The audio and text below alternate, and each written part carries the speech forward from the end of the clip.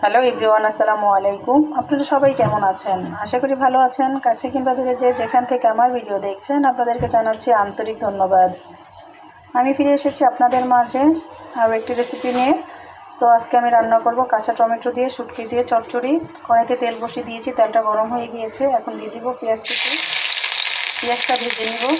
এখন দিয়ে দিব কাঁচামরিচ ফালি,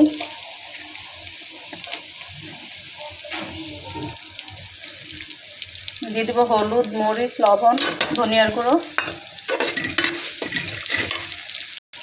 সাথে দিয়ে দেবো কিছুটা গরম পানি মশলাটা কষানোর জন্য। মশলাটা খুব ভালো করে কষিয়ে নেব। মশলাটা কষানো হয়ে গিয়েছে, এখন দিয়ে দেবো বাঁশপাতা শুটকি, একটু কষিয়ে নেব। কষানো হয়ে গিয়েছে, এখন দিয়ে দিব কেটে রাখা, আগে থেকে ধুয়ে কেটে পরিষ্কার করে রেখেছি কাঁচা টমেটো। নেড়ে ছেড়ে মশলাটা মিশিয়ে নেব। তো নেড়ে ছেড়ে মিশিয়ে নিয়েছি মশলাটা, এখন খুব ভালো করে কষিয়ে নেব। এভাবে বাঁশপাতা শুটকি দিয়ে টমেটো, কাঁচা টমেটো চচ্চড়ি করলে খুবই মজা হয় খেতে, মাশাআল্লাহ খুবই মজাদার হয়। তো এখন ঢেকে দিব। এখন দিয়ে দিব আস্ত রসুন। এখানে আমি কোনো পানি দিইনি, এমনিতে অনেক পানি উঠে গিয়েছে, আরও কষিয়ে নিব। তো অনেকটাই পানি উঠে গিয়েছে, এই জন্য আমি কোনো পানি দিইনি। সিদ্ধ হয়ে গিয়েছে, আর একটু ভাজা ভাজা করে নিলে হয়ে যাবে বাঁশপাতা শুটকি দিয়ে কাঁচা টমেটো ভুনা। মাশাআল্লাহ খুবই মজাদার হয়। তো যারা খেয়েছেন জানেন কতটা মজা হয়, আর যারা এখনও খাননি আমার ভালোবাসার আপুরা, এভাবে ট্রাই করে দেখতে পারেন। ভুল হলে ক্ষমার দৃষ্টিতে দেখবেন, না খেলে বুঝতে পারবেন না যেটা কতটা মজাদার হয়। আমি আরেকটু ভাজা ভাজা করে নিব।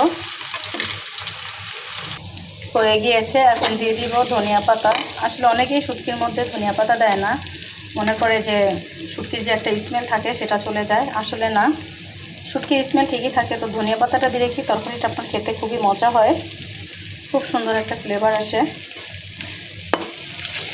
এখানে আপনি শুটকির গ্রানও পাবেন, ধনিয়া পাতাটাও পাবেন, খুবই মজাদার হয় এইভাবে। আমি নেড়ে চেড়ে মিশিয়ে নিব ধনিয়া পাতাটা। হয়ে গিয়েছে, এখন আমি পরিবেশন করে নিব। খুব সুন্দর একটা শুটকির স্মেল বের হচ্ছে। পাবন থেকে দেখলাম মাশাআল্লাহ খেতেও খুবই মজাদার হয়েছে। এখন পরিবেশন করব। তো ফাইনালি লুকটা দেখেন, মাশাআল্লাহ কতটা সুন্দর হয়েছে। কাঁচা টমেটো দিয়ে বাঁশপাতা শুটকি ভুনা, খেতেও খুবই মজাদার হয়েছে। তো আজকে এই পর্যন্তই। আল্লাহ হাফেজ, আবার দেখা হবে আপনাদের সাথে।